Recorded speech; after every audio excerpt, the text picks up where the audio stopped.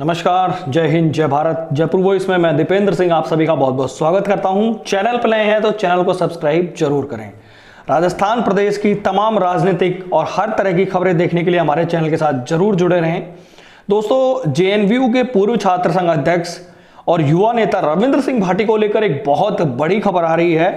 अभी कल वो सांचौर में कोई निजी कार्यक्रम में पहुंचे थे और वहां पर एक पत्रकार को इंटरव्यू देने के दौरान जब एक सवाल पूछा गया कि क्या वो सरदारपुरा से चुनाव लड़ रहे हैं, तो उन्होंने कहा कि सरदारपुरा उनकी कर्मभूमि है, साथ ही जो शिव विधानसभा क्षेत्र है जो उनकी जन्मभूमि है।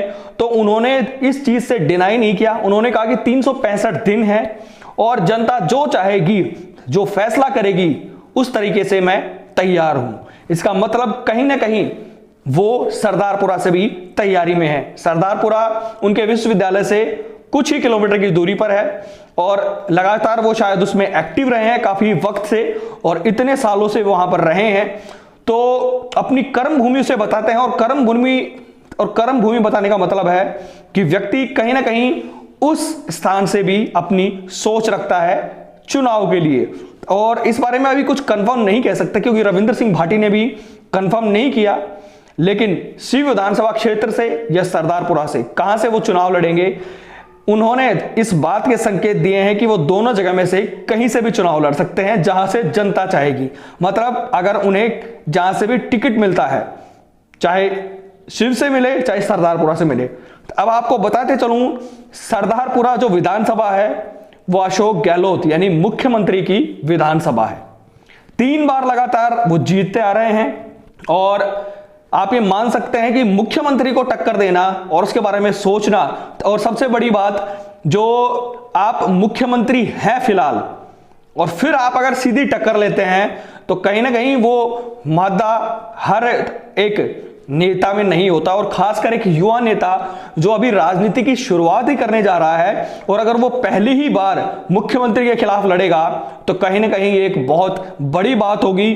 और आप मान सकते हैं कि एक चीज ये भी हो सकती है कि राजनीतिक जो शुरुआत है वो आप इस तरीके से कर रहे हैं, आप बेखौफ अंदाज में कर रहे हैं, वो भी एक हो सकता है। और कई लोग ये भी कह सकते हैं कि यार शुरुआत में इतना दाव खेलना वो शायद सही नहीं भी हो।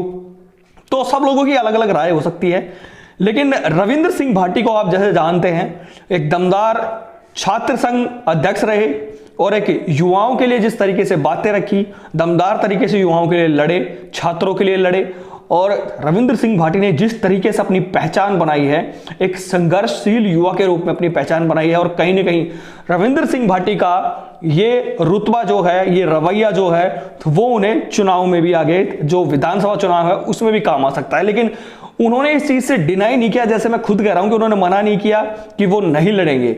उन्होंने दोनों ऑप्शन खुले रखे हैं कि अगर वो किसी पार्टी से जुड़ते हैं, अभी तो किसी पार्टी को ज्वाइन नहीं करा है, लेकिन अगर किसी पार्टी से जुड़ते हैं और वो पार्टी उन्हें या तो सरदारपुरा से टिकट देती है या शिव विधानसभा क्षेत्र से टिकट देती है, तो वो दोनों से लड़ने को तैयार है। यानी कि किसी भी एक में से अगर जहां से भी उनको टिकट मिलती है तो वो लड़ने को तैयार है। तो एक बहुत बड़ी बात है, और कहीं ना कहीं एक युवा के लिए इतनी बड़ी बात कहना, और एक सिटिंग जो एमएलए हैं वहां के, और सबसे बड़ी बात मुख्यमंत्री हैं, और उसके खिलाफ चुनाव लड़ना कोई छोटी मोटी बात नहीं है। और पिछली बार अशोक गहलोत ने लगभग 97,000 से ऊपर वोट्स लिए थे, और 2013 के मुकाबले वो वोट्स ज्यादा थे, यानी कि जीतने का जो मार्जिन था वो 2013 के मुकाबले बढ़ा था। और शंभू सिंह खेता सर वहां से चुनाव लड़ते रहे हैं पिछली बार 2 टाइम से, और लेकिन जीत हाथ नहीं लग पाई।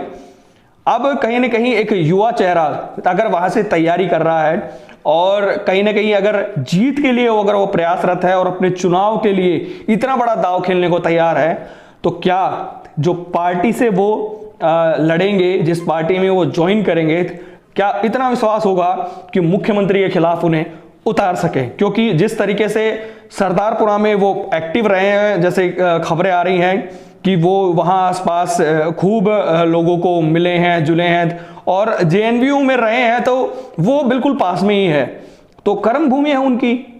कहीं ना कहीं एक बहुत बड़ा ये भी बेनिफिट हो सकता है कि युवा जो हैं वो उनके साथ आ जाएं और युवा शक्ति आजकल आप जानते हैं कि बदलाव कर सकती है। तो क्या मुख्यमंत्री से टक्कर लेंगे? तो क्या सीधे इतनी बड़ी जो राजनीतिक जो अपना दाव है वो खेलेंगे? क्या अपनी राजनीतिक शुरुआत इतने बड़े दाव से कर सकते हैं रविंद्र सिंह भाटी? बहुत ही जबरदस्त होगा ये सारी चीजें देखना कि वो शिव से चुनाव लड़ते हैं। शिव उनका जो विधानसभा क्षेत्र है, मतलब उनकी जन्मभूमि है जो शिव में आती है, और कहीं ना कहीं दोनों जगह से ऑप्शन खुले हैं। इस बारे में कोई और अपडेट आती है तो हम आपको जरूर बताएंगे। तो आप सभी से यही निवेदन है, जयपुर वॉइस को सब्सक्राइब करें और राजस्थान की राजनीतिक और अन्य खबरें हम आपको लगातार बताते रहेंगे एक नए अंदाज में और जबरदस्त अंदाज में। जय हिंद, जय भारत।